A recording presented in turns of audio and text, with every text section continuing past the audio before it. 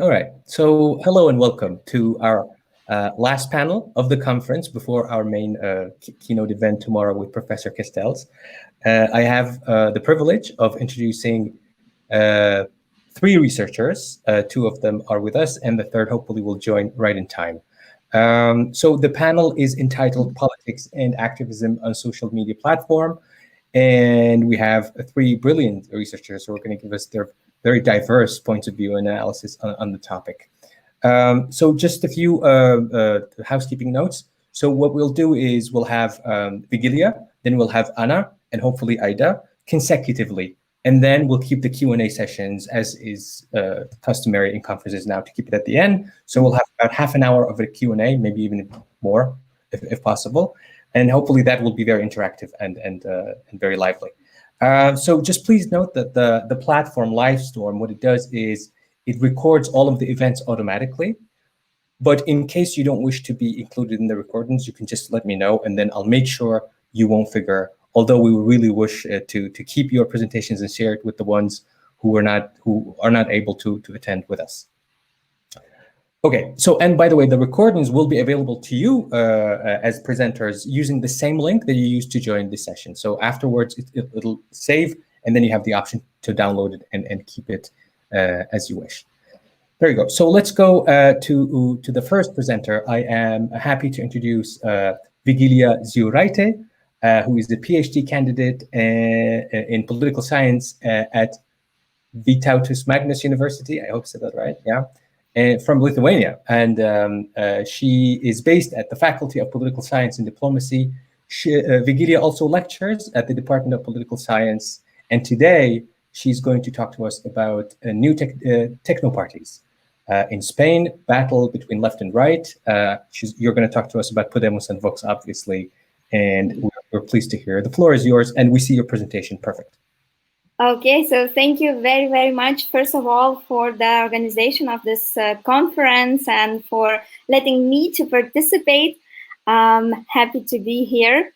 And yes, so I'm a PhD candidate, and for the last 5 years, I was working on basically analysis of Podemos party in Spain. And of course, according to what's happening there, recently I started to analyze as well another party, which is Vox.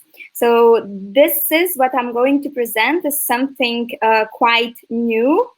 I'm hoping to finish my investigation and everything and to prepare an article later for your journal. So let's start from the beginning. I always start my presentations from the context explanation. So first of all, why Spain, why Podemos, what happened there that a Lithuanian student like me would be interested in that? So, well, everyone probably knows about the economic crisis of 2008 and the consequences of it. And what is interesting in Spain that basically people were suffering, but not silently. And in 2011, they went to the streets and 15M or 15M movement started, and many people went to the streets, to the squares, to protest what the politicians are doing and to ask for their attention, basically. So my analysis, always the start point is at 15M movement, 2011. And well, it was a movement, and from that movement, political party started. That party is called Podemos, and it became an international phenomenon. Many scholars are analyzing it, and even Manuel Castells himself is close to the party. So this party comes from the movement with the ideology that supports basically deeper participatory democracy, feminization of politics, defense of public goods, equality, human rights, and so on. And Yeah, and well, this is a success story, basically, how some university professors created a party and it became so big, third power in the country. In 2014, they won 5 seats in in the election for European Parliament. And what was finished, it was the two-party system, basically. It ended because before, in Spain, there were 2 main parties, left, right, Partido Popular, Partido Socialista, and people were choosing sometimes left, sometimes right. And Podemos started what is new, something not in the middle, but something completely different, with new faces, new people, and kind of new ideology as well. So that would be a success story. And what is also interesting, that while after economic crisis, another European countries were looking more to the right, wanting like a strong leaders and so on. So in the south, that would be also Spain, Greece, Italy, the people were looking for something new and they were going more to the left.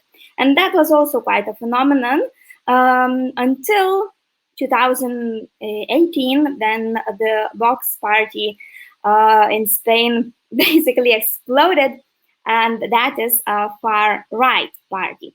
So this is what I call that battle between left and right. We have 2 quite new parties, and they became popular very fast, with a huge following.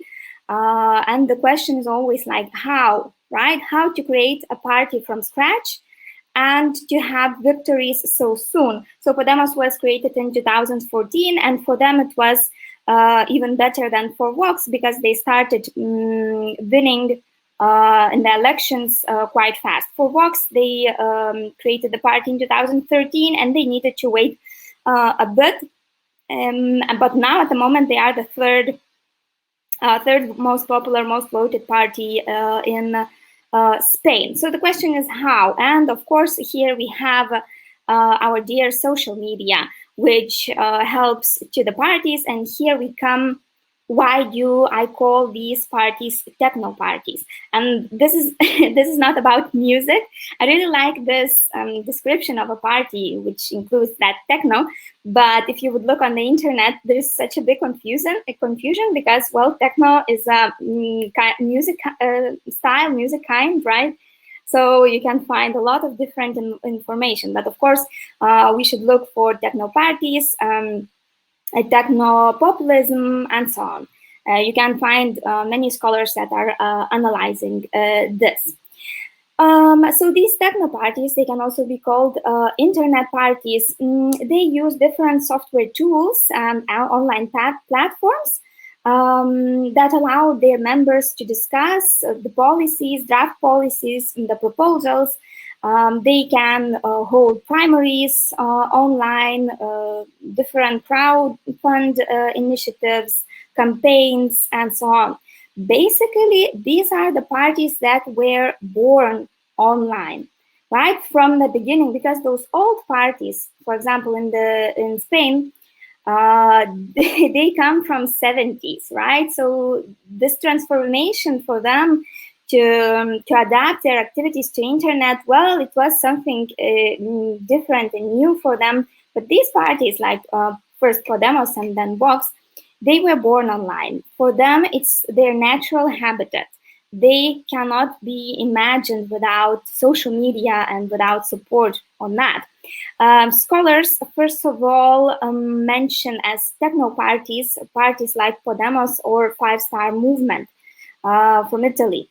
Because they combine successfully the leadership, charismatic leadership, like Pablo Iglesias in Podemos case and Beppe Grillo in Five Star Movement case. And they mix this with different participatory uses of network media. And here Vox is not mentioned. What is interesting, this is my decision to call it also a techno party, but if we would check what is a techno party, it's clearly Vox as well. And of course, social media allows those parties to be closer to their supporters, closer to their communities, and to reach people directly through the social media platforms. So of course, the following is huge, the interactions are very often, and all this makes these parties technoparties. So with this said, coming to my research, the idea that I had was to compare online activism of Podemos party and Vox party supporters, how they are reacting to social media posts, how many of them there are, what are they posting, and so on. So I will try to, first of all, try to describe what are the voters, because it would be hard to describe a follower, but it's easier to describe a voter as we already have the election results, right? Who are the people that support these parties? Then to analyze some concrete examples for these slides, and for limited time, I chose very concrete examples to show you. And finally, I will try to reflect how this activism actually helps to those parties. So talking about the parties, here is a little table to see how they are different. And well, basically we have day and night, as you can see, far right and left populist, we can say about Podemos. And what is interesting, they start almost in the same year, around 2014. However, Vox needed to, as I said already, wait for their moment. And they became like so big and so popular only in 2018, more or less, we can say. Before they tried, as you can see in victories, that their first big victory is last general election. Then they became the third party. The topics that both parties are interested are very different. Podemos from the beginning swore to fight with the corruption, to stand for equal rights for women. They are openly feminist party, and Vox is basically everything what is the opposite. They care about immigrants, and they say that they are bad for Spain. They care about refugees and how many there are of them in Spain. They stand for so-called traditional values like family, national identity, and so on. So this would be very simple picture of both parties. Then the voters, what is so specific? At some point, the voters can be quite similar of the both parties, because both parties are mostly supported by men. And this is a bit strange. Well, in Podemos' case, as I said, the party is openly feminist. Recently, the party members elected a new leader, which is also a woman. So, but still, mostly 57% of their voters are men.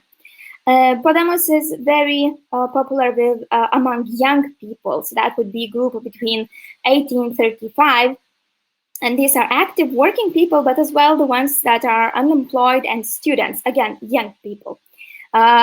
What is also very specific about Podemos voters, that they have higher education, most of them. They live in big cities, so the votes that Podemos gets, usually they come from Madrid, for example. And for Vox, so again, the typical voter would be men, around 40 years old, active, working, having education, general education from the secondary school. And it's a person from upper middle class or upper class, and not from such a big city, but from smaller or medium cities.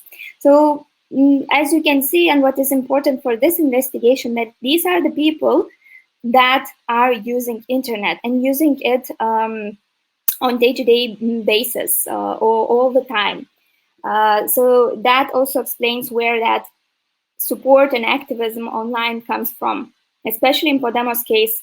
As you can see, there are people, their voters are the ones who are like 18, 19 years old. So basically they are digital natives and internet is their world. Excuse me. And here we can see some of the social media profiles. I'm really sorry, it's really small. Here I chose to show you how these parties, how they look on Twitter. Twitter is the most popular social media platform in Spain.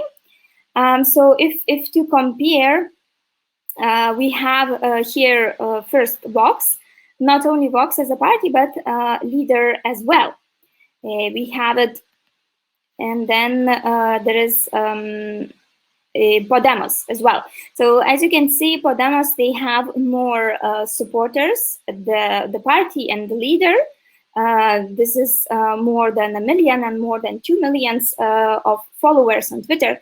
That's actually a lot. For example, the founder and leader of Podemos, Pablo Iglesias, he has more followers than the current Prime Minister of Spain. So his personality and he as a charismatic leader also explains a lot why people are following this party and being so active. We can also see here some visual differences between the parties. For example, Vox, their profile says, damos la batalla en todas las redes. We fight on all the platforms. And Podemos profile says, está en tus manos, it's in your hands. So completely different messages, completely different colors, leaders and their communication as well. So that would be what we find on Twitter, where those supporters meet and what do they do there. Here also some interesting cases. What is so specific about each party? So Podemos first became popular as users of social media. Then they started to communicate with their supporters on Reddit. That was 4 years ago. No, I think it's more, 6 maybe. They created Reddit platform and it's called Plaza Podemos, Podemos Square, just like it was when these people were protesting in 2011. They recreated it online on Reddit, and again, a lot of scholars analyzed it. It was something completely new, especially in Spain. Nobody saw that before. So Reddit platform, and it has a lot of followers. And what is specific about Vox, also analyzed a lot, these would be Facebook groups. Facebook groups like, for example, 41,000 followers, or another one, 20,000 followers, and so on. What is specific? These groups are closed groups. You can, private groups, you cannot see what the people communicated and so on. So again, something very specific about Vox. Closed communities, closed groups where they are sharing their ideas. And Podemos started completely differently on Reddit, where everyone can see, everyone can participate, and so on. So this would be like highlights of the beginnings of both parties, how they started.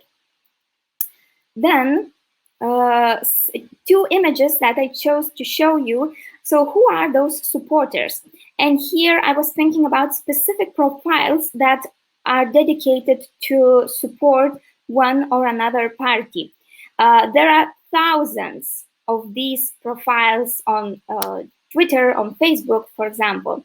So one tendency that I noticed, the Podemos followers, and you have one example here on your left, in general, they are more positive, more sensitive, maybe even more childish. Those profiles that are created especially for the support of the party. A lot of young people, and that thing, as you can see here, as puppies. These come from all the traditional fandoms from, for example, pop stars and so on, but they are used in politics. And what is so special about specific profiles created to support Vox is that they all have national symbols like Spanish flags, especially these. So that would be different. Like Podemos parties are more, Podemos supporters are more positive. Their community, they have this sense of humor. Then Vox followers and activists on social media, they are more serious. They are more into, you know, prepared. They are prepared like to attack, something like this. So this is a huge difference. And it also shows the difference of age. Like if Vox supporters are older and Podemos supporters are younger, like for example, people 18 years old. So of course, that's obvious then. Talking about that battle between left and right, it comes again from the supporters. Here, for example, you can also see the description of both parties, Vox and Podemos, but this is the description by people, and I didn't translate it, but it's in Spanish, and basically it's how Vox is very good and how Podemos is not good. And you can find a lot of these comparisons that fans prepared. And here you can see how supporters of one party sees another party. So as well, very interesting to not only to see how they interact, but what they create. So for example, this image. Something very specific, and it's not me who's saying that. You can see it here from the news. The hate speech, that is a huge problem for Vox Party. Here we have, for example, then their Facebook group with almost 2 million followers. It was taken down right before the election because of false information, fake news, and so on. And for example, the accounts of Vox and their party members, they were suspended on Twitter several times, exactly because of the messages that included hate speech. I chose not to show those messages, just, you know, but here is what we have in international media, because it's in English, right? So that's a huge problem. And then again, I'm asking, so what this behavior of the party sparks in the followers, in the supporters? That would be the answers, some of the examples of the answers, how people react on social media to the hate speech.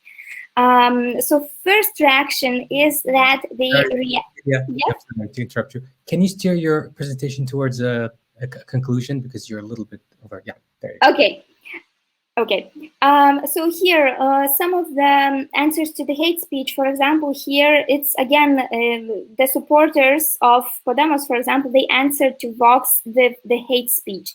That's a huge problem. It was a tendency, Matar Abascal, which would be kill Abascal, and he's the leader of Vox party. So hate speech basically sparks hate speech back.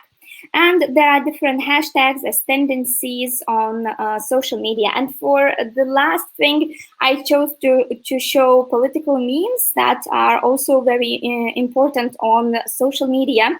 And you can try to guess which side is for what party. So on the left, we have the memes created by Vox supporters, and on the right, the memes supported by created by Podemos supporters, and again you can see that Podemos and their supporters memes are more like childish, positive, and Vox supporters, which is I think strange, they attack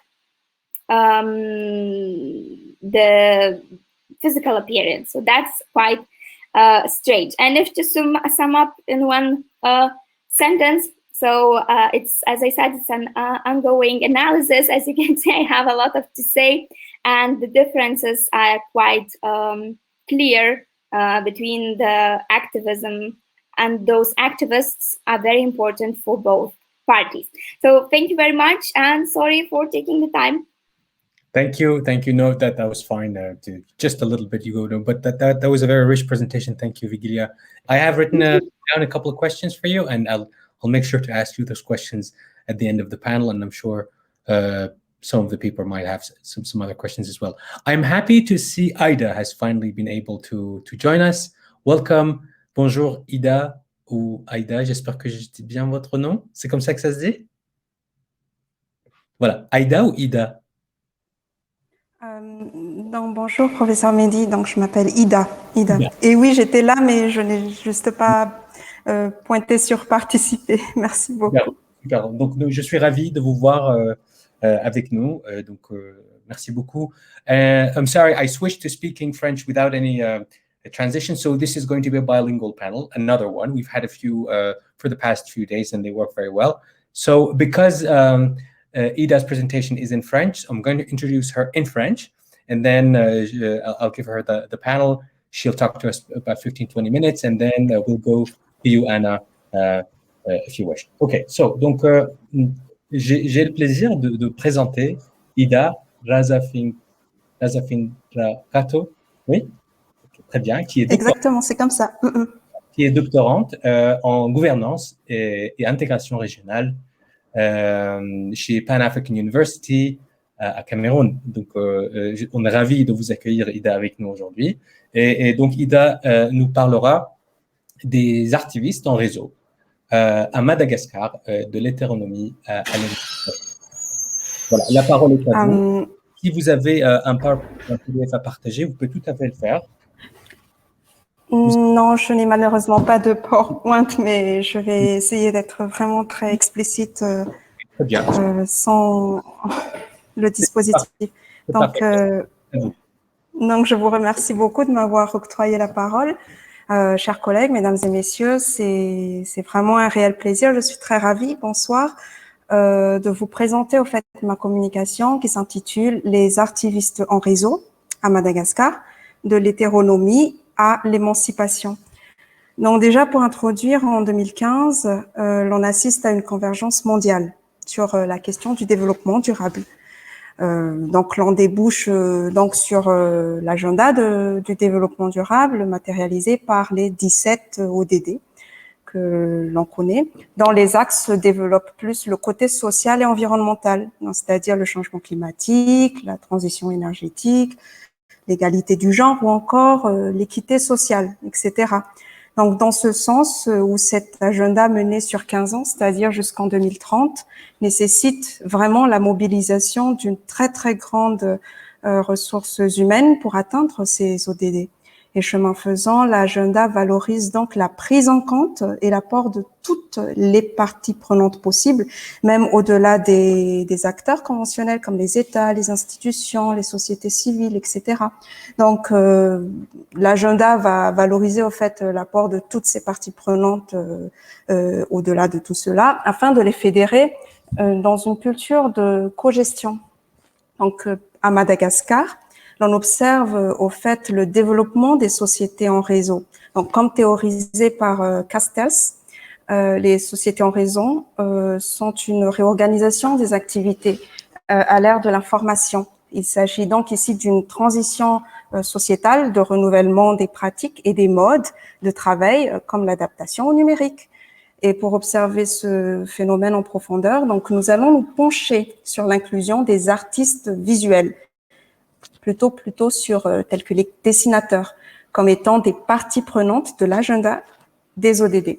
Donc, en rejoignant l'agenda, ces dessinateurs-là, les dessinateurs malgaches, ils vont opérer comme étant des artistes activistes, ou encore, je reformule, des artivistes.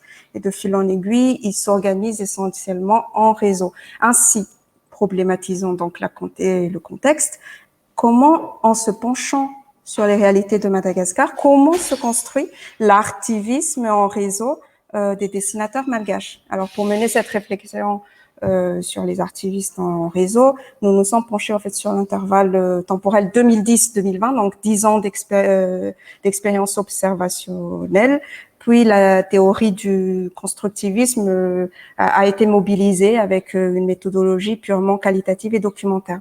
Donc en résultat, à Madagascar, les artistes sont des vecteurs clés de messages, mais leur contenu, le contenu des dessins, leur inspiration et leur positionnement idéologique sont conditionnés par leur contexte spatio-temporel.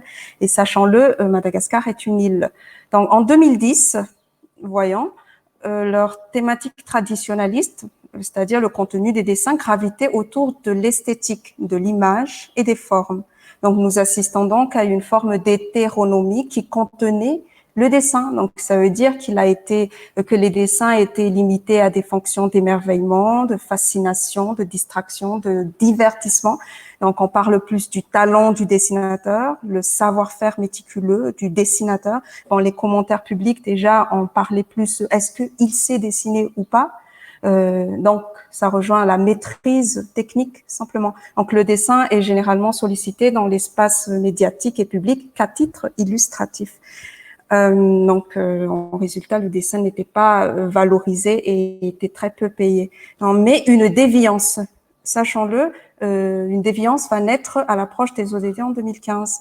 Les dessinateurs sont progressivement englobés dans la formation en réseau et l'informationnalisme. Donc l'informationnalisme, qu'est-ce que c'est? Castells le définit comme étant un système qui va faire interagir les technologies du savoir et de l'information avec les modes d'organisation des activités. Et en 2015, ça veut dire que les dessinateurs traitent petit à petit des thématiques activistes et ils vont tendre à devenir des sensibilisateurs en faveur des ODD. Donc les dessinateurs, les artivistes, ils vont s'émanciper, ils vont dépasser même la nature esthétique de leurs œuvres, de leurs dessins, et ils vont devenir des artivistes que l'on observe beaucoup sur Internet. Donc l'on observe des œuvres numérisées, des œuvres scannées, des dessins digitales sur des thématiques comme le climat, le genre ou encore la solidarité en pleine expansion en ligne, ou bien encore sur des plateformes virtuelles, les médias, etc.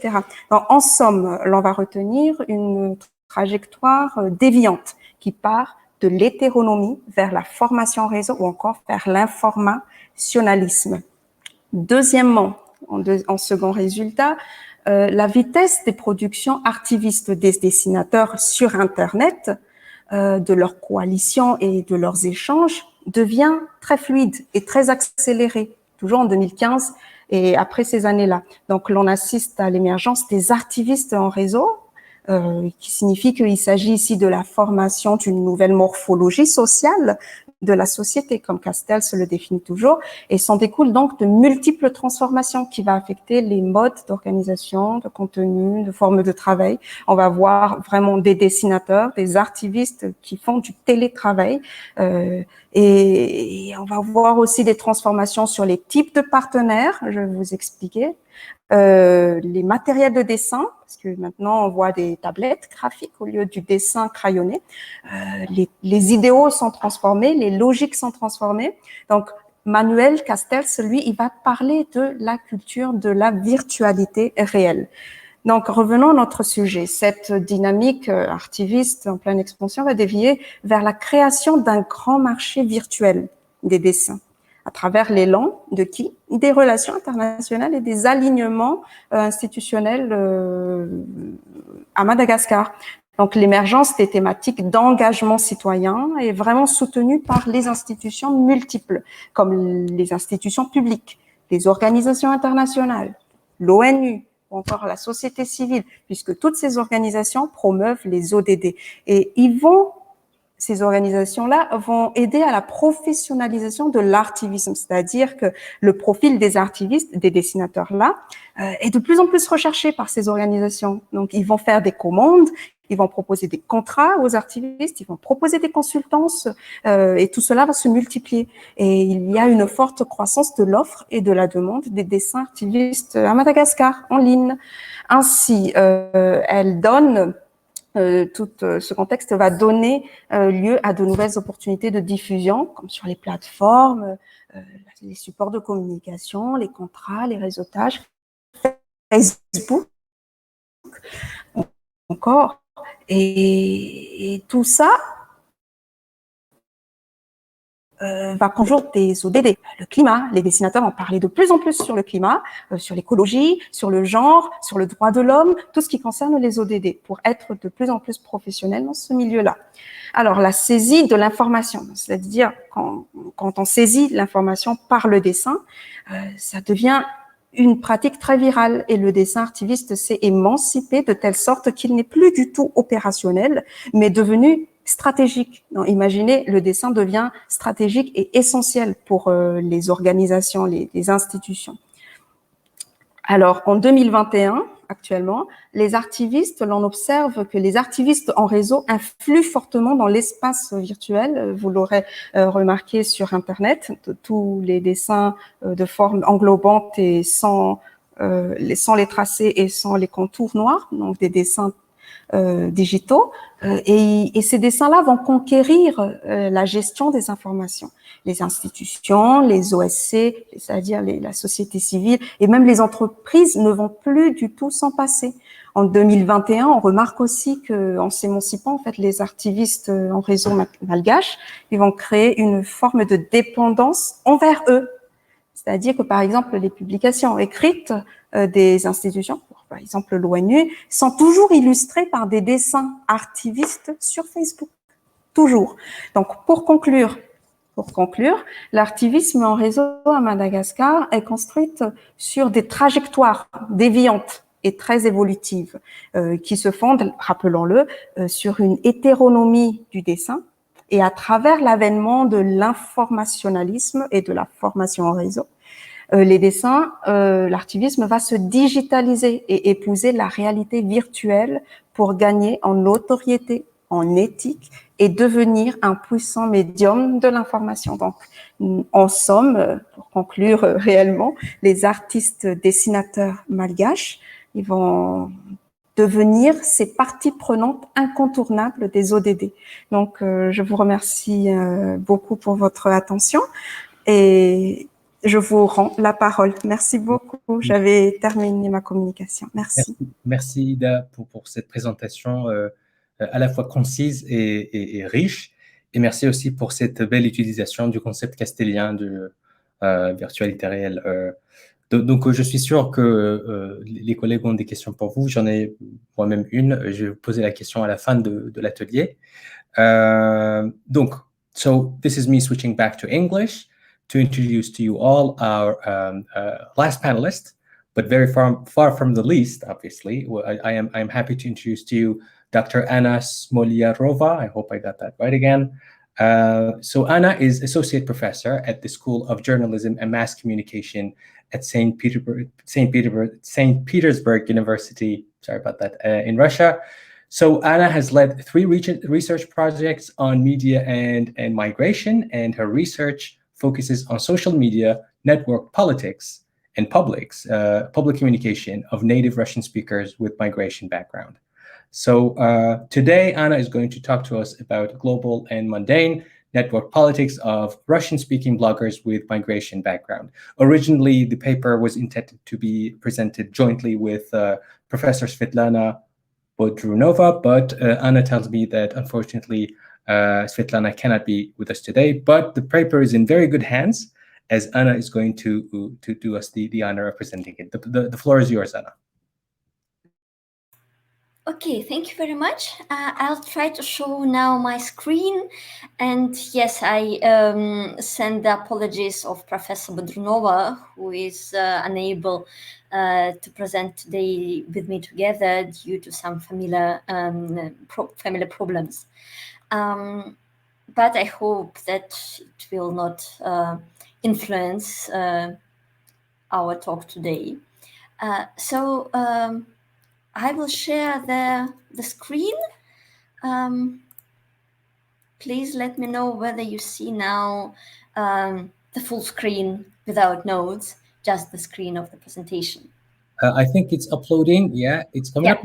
There we go.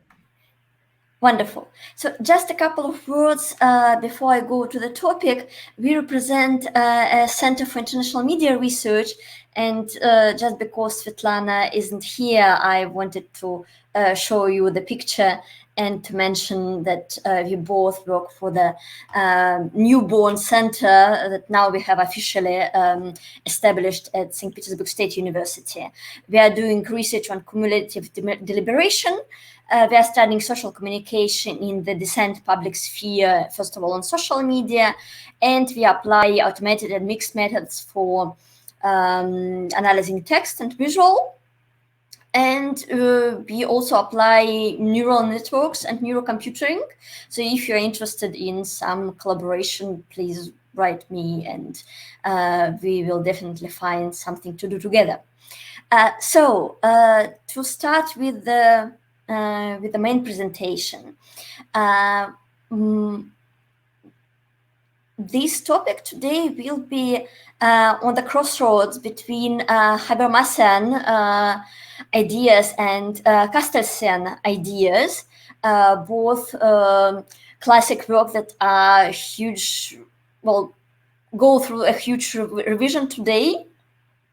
And first of all, I would like to start with a quote from Christian Fuchs, who wrote 7 years ago that because of monetarization and commodification in the times of neoliberal capitalism, we cannot find the public sphere anymore because it is supplied by a sphere of culture consumption or a manufactured public sphere that is commodified and belong to an economical realm rather than a public realm. And of course, it's very good description for Instagram, also for the research made on Instagram, because it's full of studies of commodification, of brand communication, and influence of brand communication on people's identity, body receptions, and so on and so forth. Still, there is another line in social media research, more optimistic one, that accepts the problems of blurring private and public realms, but at the same time stresses that political conversation was never fully separated from everyday conversations. And what is more important, that some studies have shown that real political talk that can be conducted with trust to other participants and where participants feel free to share their ideas and thoughts is that can take place within some intimate conditions, like at home or between friends, and not only in public, where people expect some strangers and haters and some conflicts. So Instagram, with their parasocial relations with bloggers and the intimacy that is produced because the bloggers share their personal stories, seems to be a combination from one side, place, public place, in terms of yes, a place of flows in Castell's terminology we also discussed today, and at the same time, it seems to be more intimate due to these affordances and special way how bloggers use it to construct their own identities. So, if you follow this more optimistic view on network and network connected to the public sphere, we follow, for example, Bentler's words, who said that the network allows all citizens to relate to the public sphere, not as passive actors who just consume media content or have to react on it, but to become creators and subjects instead of objects. Still, Benkler says citizens. So what happens when we talk about minorities that are excluded from a national political public sphere? And Nancy Fraser, 2017, stressed especially that we should focus on those who are not included into national language public sphere, not only on minorities like women, for example, or people with lesser real rights in the states due to different reasons. They can have less rights that are prescribed in institutions or promised by laws.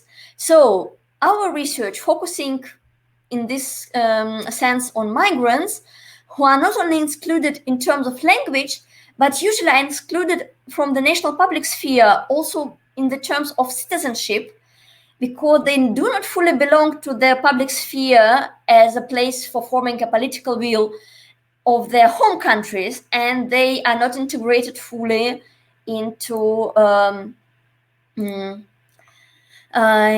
host country's public spheres. According to our previous research, discussions on ethnocultural conflicts, ethnopolitical conflicts, like, for example, Cologne events, some events in Germany with refugees, we have observed that refugees or migrants in other cases do not join the discussion about migrants.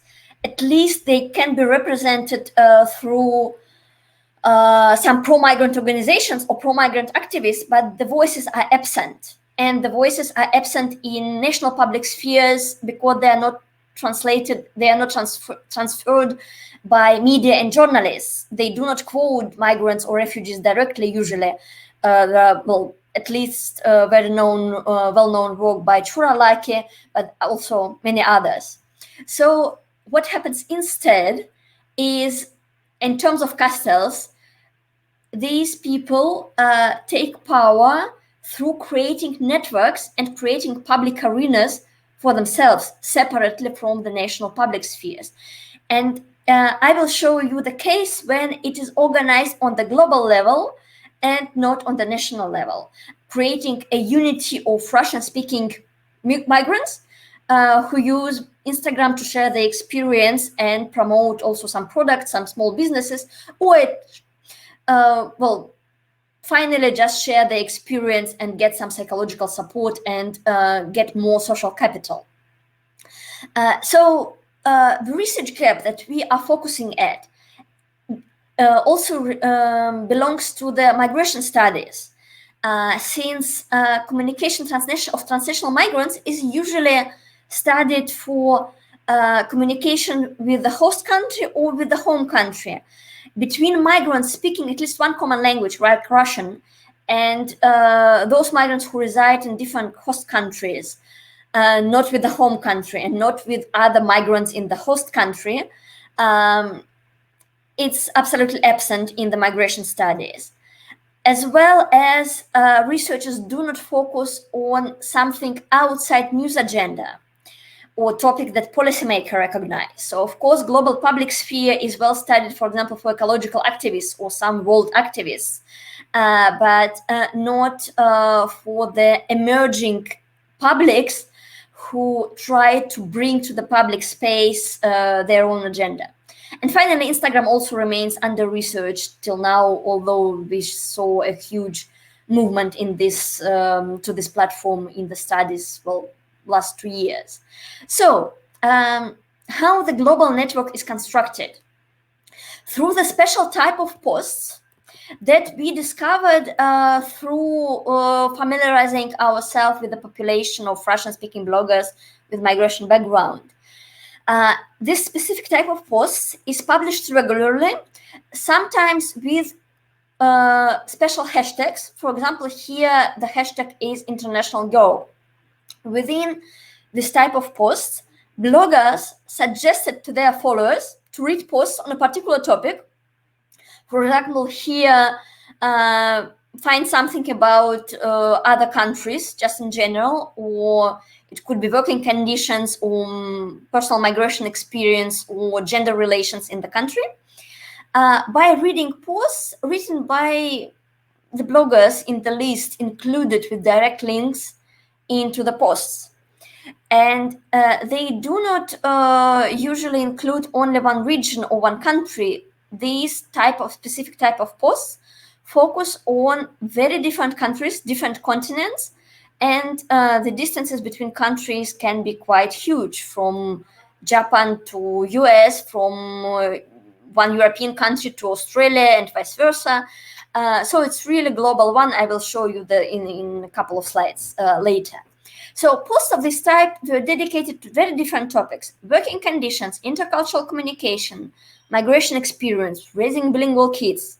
Well, really very difficult, very different aspects of daily life of a migrant. And these topics were declared in unique thematic hashtags, also creating searchable labels, important for network public, according to Boyd. So people who read one post could just follow the direct link to the country he or she is interested in, or could follow the search through the hashtag and find from 3 to 40 specially written posts on this topic. And the hashtag International Girl is a, so to say, technical hashtag. It's an umbrella hashtag that allowed people to find out more about life abroad. So we collected the posts published with this hashtag during 2018. We identified about 460 users residing in more than 80 countries, and we gathered the data set that comprised almost 2,000 posts. And within these 2,000 posts were more than 100 topics. So 100 cases when people from these Insta migrants chosen some topic to cover and organized it as a grouped posting at one day to the same topic. I know I'm a bit running out of time, so I will skip some procedures. What we've done, we constructed graphs and we identified themes and issues and criticism conducted by bloggers in the posts. So we raised 3 research questions. First, can we say by data it's a network? Well, yes, and it's a network with a structure. It has a core of organizers and those who initiate the posting activities, something like a quasi-editorial core fulfilling the function of media, of mass media within the public sphere, within the national public sphere, those who trigger the discussion. Is it global? Well, I already said some detail about it. Well, yes, it is really global. And is it public? Is it a public in terms of critical reflection? Well, again, yes. It includes quite a lot critical statements about the life in the host country. It also includes lots of advantages. Usually, the posts are not fully critical or fully positive. They usually try to show both sides through personal experience. And they focus on very different aspects depending on from country to country. But there are also some questions that bother all the migrants, like complexity of employment or negative attitudes towards foreigners, or cost of living, or access to medical services, or the quality of medical services. So in general, we observe grassroots critique of so-called wrong patterns of life organization in the host countries that are seen by migrants as such kind of external observers who can criticize because they have a possibility to compare with other countries where Russian-speaking migrants live in, or with Russia or Ukraine or Kazakhstan or other country people moved from. And people also take such questions as issues of human rights and disempowerment, for example, for Egypt, or discrimination of newcomers and migrants in Tyrolean region. And what's most interesting that it's takes quite a big part, or quite big share of general amount of posts that are targeting global audience. The whole data set is targeting global audience because the type of post, we assume that it is made specially to promote the blog for a broader global audience. So just to conclude, the most important finding, probably the most interesting finding, the bloggers do not react on news, absolutely. At least they cover some topics from travel journalism, like famous personalities or achievements or some touristic places. So they cover some Wikipedia topics about the country. But in general, they cover everyday issues, especially for migrants. And in this way, they form a counter-public because the topics and issues they discuss are blind-spotted in the mass media. And what's more interesting is that actually they create this arena. They do not join the public. They create it, and it wouldn't exist without these bloggers. So just in general conclusion of our work is the applicability of the concept of counterpower created through the networks that was introduced by Castells still in the information age. And we observe how bloggers are able to use even commodified platform, private-owned platform, to create a space for public discussions that now is open to other people, also their followers or followers of other bloggers who were invited into this exchange of content. Very final remark, this network is reproduced during the last year, during COVID-19. It was used with also by other bloggers to exchange information about the state of affairs in the countries in March or April of 2020. So it's not just a case of commodified promotion of the blogs. It's really an existing public that provides an interesting insights into understanding of what public is outside the purely political or media-driven agenda publics. Thank you very much for your attention. Thank you, Anna, for that fascinating talk. I do have a few questions and remarks here, but before I do that, I'll let everybody else ask their questions. But I nonetheless want to thank you on your very kind offer of collaboration that you said at the beginning of your talk. I would be honored, and I'll definitely look into it. Our center is very young as well.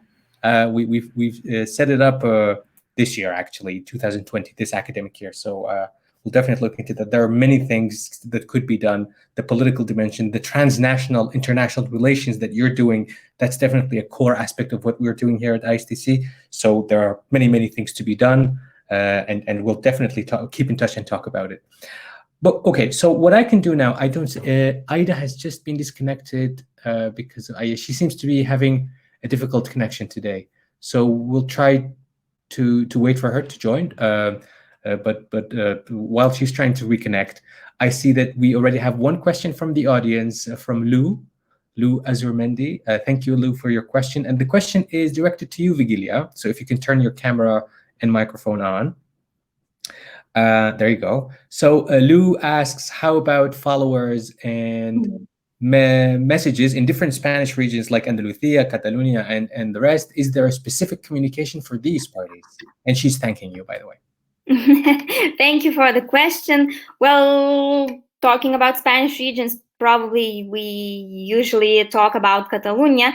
So at least at the beginning, Podemos seemed as a very possible ally for that region because they support the idea of giving a chance for Catalonia to decide whether they want to stay in Spain. And they were supported in Catalonia. For example, the mayor of Barcelona, Ada Colau, is very close to Podemos, and they are always backing her. So that's why at first there were a lot of supporters and activists for Podemos there. But of course, the time is passing and nothing is happening, as you can see. So there's some kind of disappointment towards Podemos, and Vox is, of course, they don't like the idea of Catalonia deciding something. So in that case, there is like no communication between Catalonia and Vox even. So basically, and with other regions, like for example, Andalusia, so actually Vox started there, and they are very popular, as that side of Spain is also supporting similar values. So basically that, and of course, both parties, Podemos and Vox, they have their branches in different regions, and they are communicating with people there. Yeah, so it is present nonetheless, activism in their cities. I mean, that only makes sense based on what you told us, really, and based on the general theme of the conference. Great. So now that you have the mic, Vigilija, I'm just going to go ahead and ask you. So what about the pandemic context? I mean, probably you said it, but at some point I didn't hear you. If you've said it, please forgive me. But so the pandemic and all that stuff, has it intensified this battle between Podemos and Vox in digital media specifically, or not, or maybe it hasn't had any impact on? I'm just curious. Yeah, it was actually some of the examples at the beginning, at the end, I couldn't show them. But yes, the thing is that as Podemos is now in power together with the Socialist Party, so of course Vox is criticizing them a lot, saying that they are doing bad job of managing the situation. So the supporters were going crazy about that, because all the medical staff, they were working without breaks and so on, saving people's lives. And meanwhile, Vox was criticizing the management of the situation. So then, and even in May last year, they created a big rally in the center of Madrid. So that sparked a crazy situation on social media from the supporters of Podemos saying, like, what are you doing? You are crazy. And there was even the hashtag dedicated to Vox, that you are the virus actually for what you are doing. So the backlash was huge. So the situation, of course, is very important, especially thinking about such a simple thing that people stayed more at home. They were using social media more.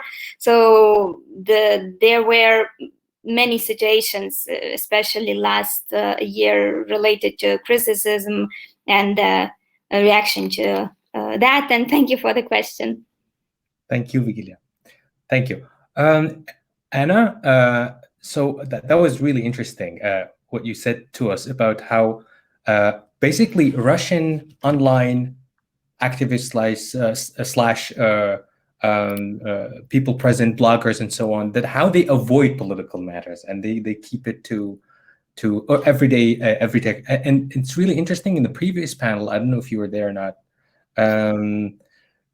we had Zineb, who was talking to us about digital docility. So basically, she was talking to us about this concept that she and our colleague have created, and I can't help but see parallels between them.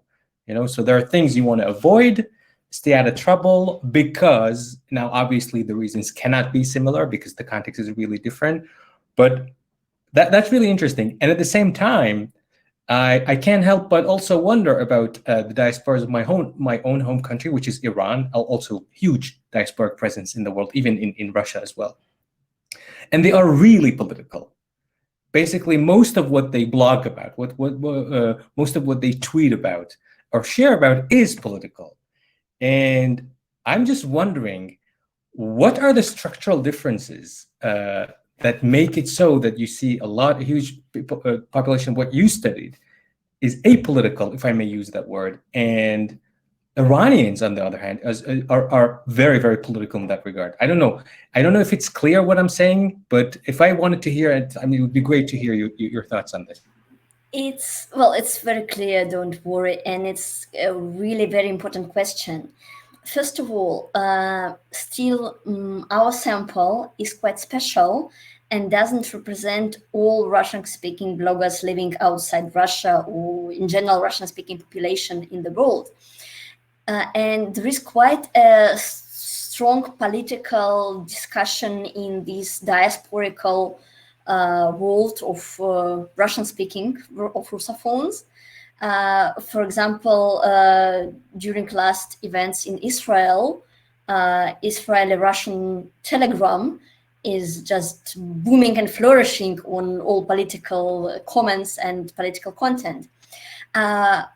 So what I would say that as I know very little about Iranian blogosphere, but well, about any blogosphere of so-called political exile, Russian-speaking blogosphere abroad also includes such clusters where people focus on politics and, for example, discuss politics inside Russia or inside Ukraine.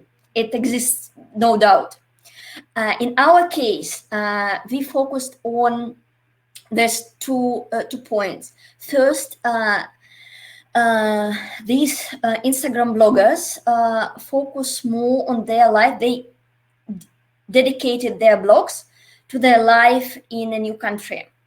It's the topic of, and it seems they do not follow, it doesn't make sense for them to cover the news agenda in Russia in terms of media business, because nobody will follow them as news media or as columnists. Plenty of political columnists outside this sphere. They focus on their life in the host countries. That's why they also sometimes comment on local politics in the host countries.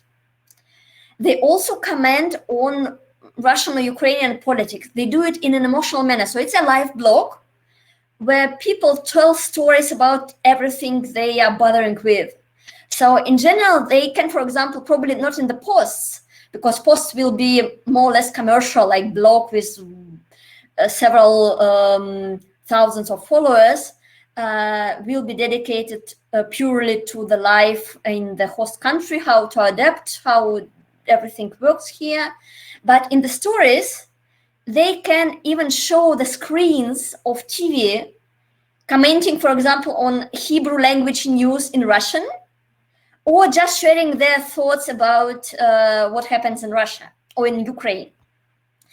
But in our case, in our sample, we focused on posts that were targeting global audiences. They were used to promote the blogs for a broader audience outside the existing audience. And it's very interesting that they avoid political issues, they avoid news agenda in these cases, probably because it's PR rather than news or pure political activism. But even if it's a commercial project, they act as political public because they produce content that is purely political, and they create a public that is actually pure political action. And it's actually the core what makes this story so interesting for me, that it's the blurring the border not between just public and private, it's the consequence that if this border is blurred on social media, it's obvious that political stuff is inside daily lives. And more than that, more important, it's usually topics that are beyond the line. It usually belongs to personal matters, or it didn't belong to the national public sphere because it's migrant problems. So they create a special arena for discussion of migrant problems for themselves and share it globally. That's what excites me about this this data. Yeah, totally. Me too. I'm really interested in this. And would you say that that diasporic experience on social media would be a really good example of what Castells call glocal identities? Yeah. Yeah, because there are we and other, we and them. We still are going to research it, but it's definitely we as Russian-speaking migrants, and sometimes Italians or Saudi Arabians are others, and sometimes they are us because they live in the same country. So it's quite interesting question, but it's definitely the story of localization. Mm-hmm. Also, well, with other researchers from the media ecology field, so to say. Yeah. So I suppose this is part of a larger project that you and Svetlana are working on.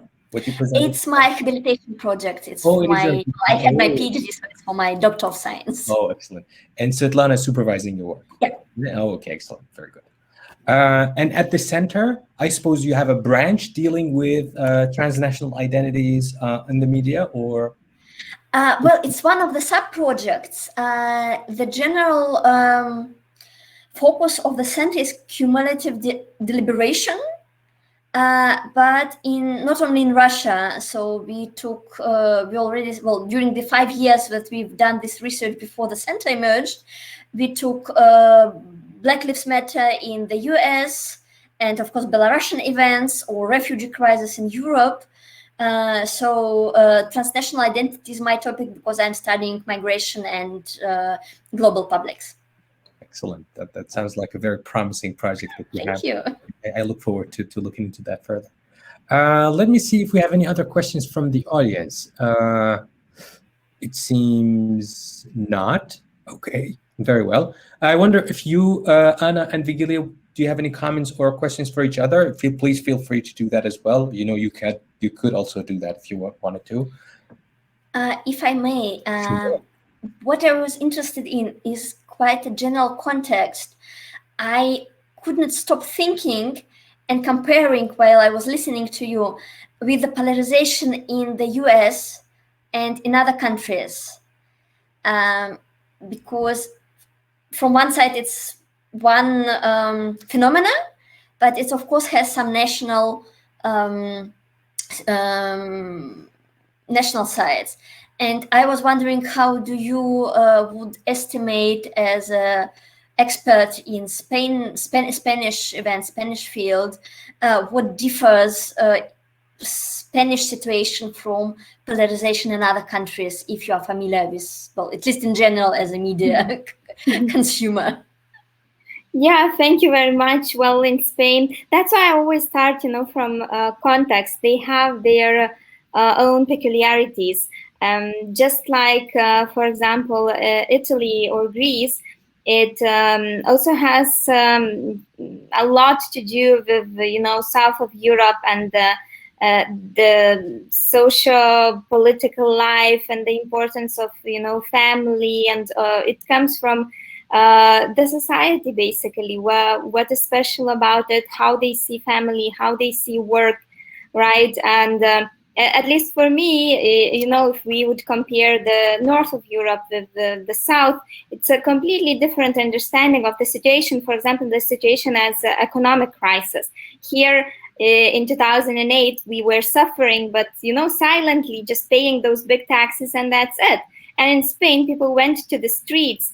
They said to the ruling party, hey, listen to us, we are suffering, do something. So for me, it's probably the most important thing, that culture of participation, culture of protest. That is unique, and not in all the countries we can find that, especially in this part of Europe, where people, they want to be a part of that change. They participate. They have demands, actually. It's not only about electing people, but later supervising what are they doing, and if something is wrong, people immediately go to the streets with those pots, making the sounds, the posters and so on. So this is something really specific, and I think not only for Spain, but for the south of Europe countries. We can see some similarities. And thank you for the question, Anna. If I may, I have another one. I was really interested in whether the cleavage coming from the civil war is still visible, and does it influence your results in any parallels that the political parties you were studying can be rooted in the old conflict? Like, for example, Finland has still up to date the influence of the civil war 100 years ago.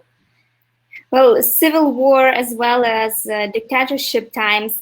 For example, Vox Party, it was like a branch from a Popular Party, and Popular Party comes from Franco's times, right? So it's like all that line is very clear and visible.